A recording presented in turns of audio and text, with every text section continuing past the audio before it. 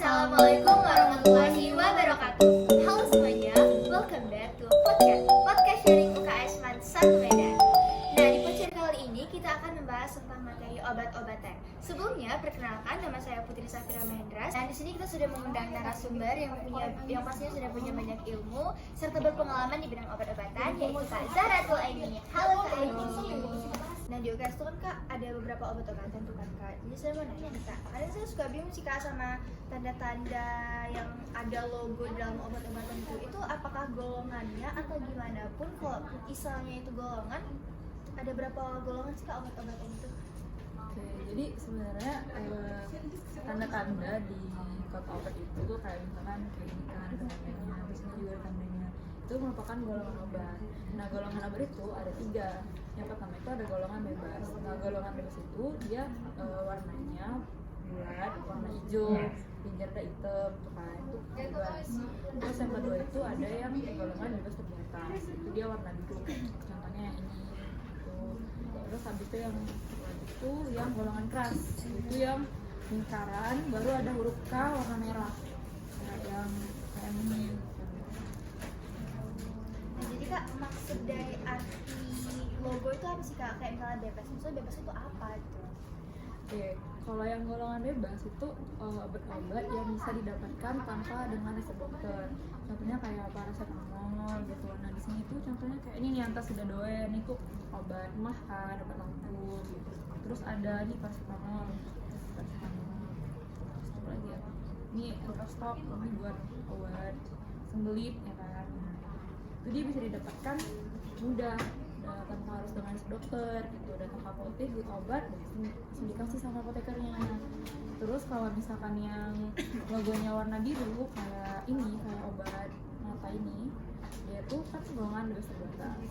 Golongan bebas terbatas itu dia maksudnya bisa didapatkan dengan mudah, namun ada beberapa obat-obatan juga yang harus menggunakan resep dokter.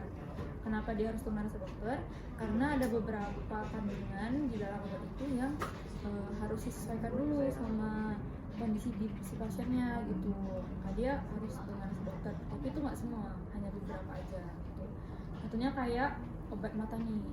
Terus cara mengetahuinya dia bebas terbatas tuh dia ada kayak tanda kotak itu di kemasannya, itu kayak tanda peringatan 1, 2, 3.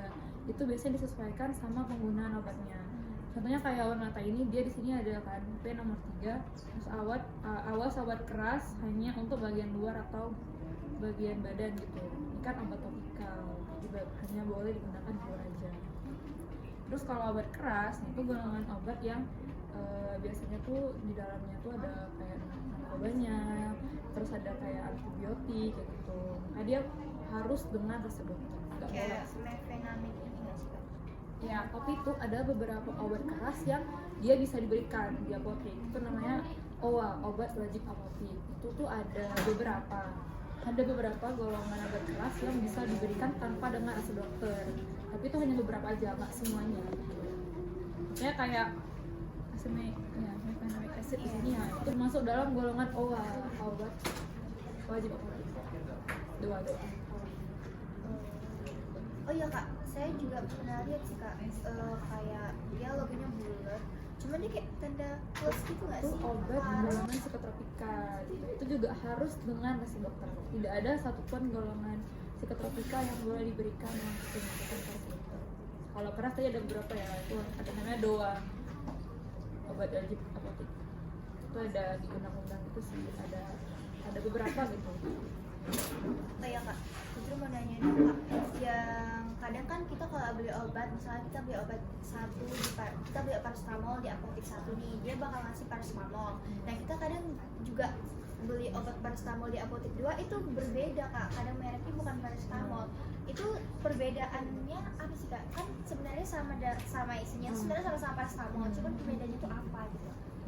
Oke, itu yang membedakan itu kan obat-obatan yang baru sekarang itu dia ada beberapa bukan golongan ya, tapi ada beberapa tingkatan. Itu ada yang generik, ada yang paten generik. Nah, kalau misalkan yang ada bilang tadi itu golongannya yang generik, itu yang biasa, itu biasanya tuh kayak yang paracetamol aja, dia nggak ada lain-lainnya gitu kan, tapi ada kayak farmanya apa kayak Sandifarm gak boleh sebutin. Soalnya kayak dia paracetamol, tapi nanti di bawahnya kayak ada kayak ini, dia tuh ada produksinya. Oh, PT-nya. PT-nya bukan tingkat ini kan Ratna Pharma Indo, ini kan yang generik biasa kan, dia nggak ada ininya.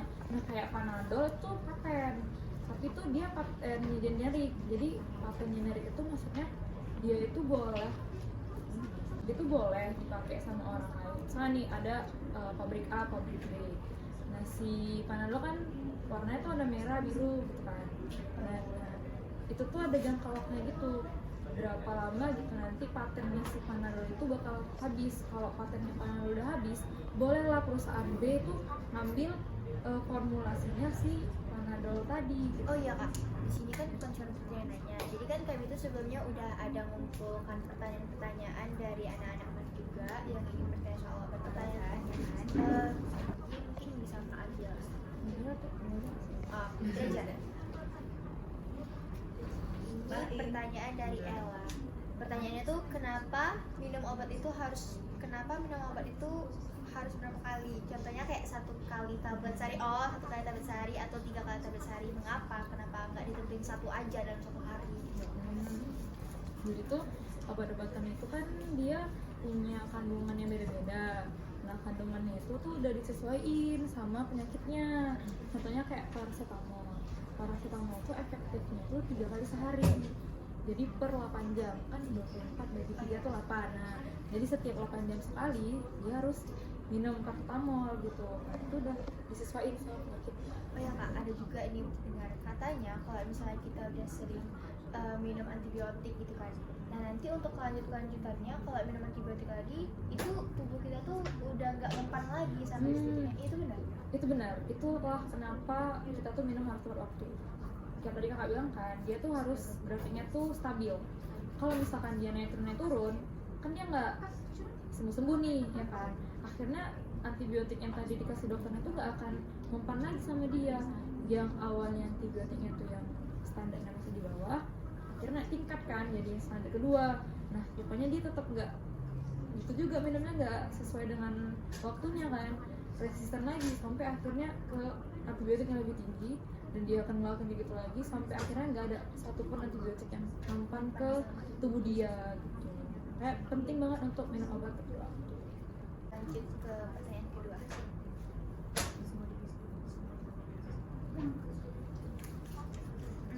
Pertanyaan dari Ujai. Kenapa obat kalau dikonsumsi secara lama memiliki efek samping? Mungkin pertanyaannya emang ada ya obat yang dikonsumsi lama terus nanti efek samping? Sebenarnya semua obat-obatan itu punya efek sampingnya masing-masing, tergantung sama takarannya. Pas nggak nih dia minum obatnya sesuai kayak tadi, tepat waktu, tepat dosis kayak gitu. Kalau dia minumnya nggak tepat waktu, nggak tepat dosis, itu karena menimbulkan efek samping. Pertanyaan yang ketiga dari Ali, apa itu efek placebo dari obat? Jadi placebo itu obat yang tidak memberikan efek. Maksudnya dia obat kosong. Jadi itu tuh kayak memberikan sugesti gitu. Misalnya nih ada beberapa orang yang dia ngerasa setiap dia sakit ini dia harus minum obat ini gitu. Oke, kita lanjut ke pertanyaan berikutnya dari Sasha. Kenapa bungkus pil itu bisa diminum? Sebenarnya tuh bukan bungkusnya ya, itu tuh emang bagian dari obatnya. Nah itu kenapa dia bisa dimakan? Karena dia emang terbuat dari bahan-bahan yang emang bisa dimakan. Sebenarnya apa sih? Ada nggak sih manfaat dari bungkusnya itu? Ada kandungan yang emang efek tuh? Jadi tuh biasanya kita tuh biar menyamarkan isi dari obatnya, kan obat-obatan tuh banyak kan pahit ya kan? Jadi dibuatlah pembungkus yang bisa menyamarkan si rasa pahitnya tadi gitu. Jadi ada beberapa obat dia namanya tuh film, nama bungkusnya tuh film. Dan beberapa obat itu dia dikemas dengan si film tadi biar memudahkan si pasien itu minum obat. Cara pembelian obat melalui apa saja sih? Nah itu bisa pastinya di apotek ya. Di apotek itu kayak utama lah ya, apotek. Terus karena zaman udah makin maju ya kan, sekarang tuh ada apotek online, bisa pakai HP, pesan ini Jadi gini Kak, zaman sekarang kan banyak produk-produk penambah tinggi untuk kami remaja di usia 17 tahun. Jika dikonsumsi kulit tersebut, apakah akan bereaksi dengan baik? Karena personal aja ya, menurutku itu kayak obat pelangsing, obat peninggi badan, obat penggemuk dan lain-lainnya itu kayak dibilang hoax juga, ada beberapa orang yang mempercayai itu gitu kan, tapi dibilang itu memberikan manfaat itu enggak juga gitu, karena sebenarnya itu kayak lebih kayak misalnya tinggi badan ya, karena tadi yang nanya tinggi badan itu kayak tergantung sama ini sih, umur. Kak, kalau suplemen Nah kalau suplemen itu dia kan suplemen, berarti tugasnya kayak hanya pendamping gitu, bukan sebagai yang utama, nggak ada sih. jadi yang testimoni gitu Ya, tergantung ya. Itu tergantung ini. Itu kayak mungkin ada kandungan kayak misalkan buat tinggi badan kan ada kalsiumnya, tapi itu mungkin bukan buat tinggi badan ya, buat ya buatin tulang. Kalau misalkan nih masih remaja mau ke dewasa kayak kalian gini ya, sering-sering lah olahraga buat peninggi badan kan, dan kayak gitu gitu ya kan. sebenarnya kami remaja gitu, kami masih bisa ya. Dari Dela, kenapa obat ada jenis tablet dan sirup? Oh iya Kak, kenapa tuh Kak? Oke, kenapa obat tuh ada jenis tablet, ada jenis sirup, ada lagi jenis injeksi, ini suntik. Nah, itu namanya jenis injeksi. Dari cairan itu. Iya. Nah, sirup sama tablet itu bedanya cuman bentuknya. Yang satu cair, yang satu tuh padat gitu kan. Isinya tuh sama. Kita kan ada paracetamol cair, paracetamol sirup, sama paracetamol tablet. Nah itu juga tergantung sama yang minum. Kalau dia tadi kayak udah besar ya kan, kayak kalian gini kan nggak mungkin minum sirup ya kan. Pasti minumnya yang tablet lah ya kan. Terus kalau anak-anak ya kan nggak mungkin tablet itu dipecahin baru, ya mungkin aja sih. Kan ada obat puyer ya, mempermudah penggunaannya untuk anak-anak. Terus dikasih juga yang manis-manis gitu kan, ada glukosannya. Pertanyaan terakhir, kenapa obat kangen belum ditemukan? Karena kalau mau ada obat kangen ya tungguin dulu ya. Kalau misalnya kayak ngapain nyari obat kangen, Berarti anak masih. nggak ada yang kangen masalahnya. Nah, sesi tanya jawab podcast kali ini sudah selesai. Maka berakhir juga podcast kita kali ini. Maaf bila ada kata-kata yang salah atau penyampaian yang kurang tepat. Kepada Allah kami mohon ampun. Sekian dari kami. Wassalamualaikum warahmatullahi wabarakatuh. Dadah. Assalamualaikum. Assalamualaikum warahmatullahi wabarakatuh.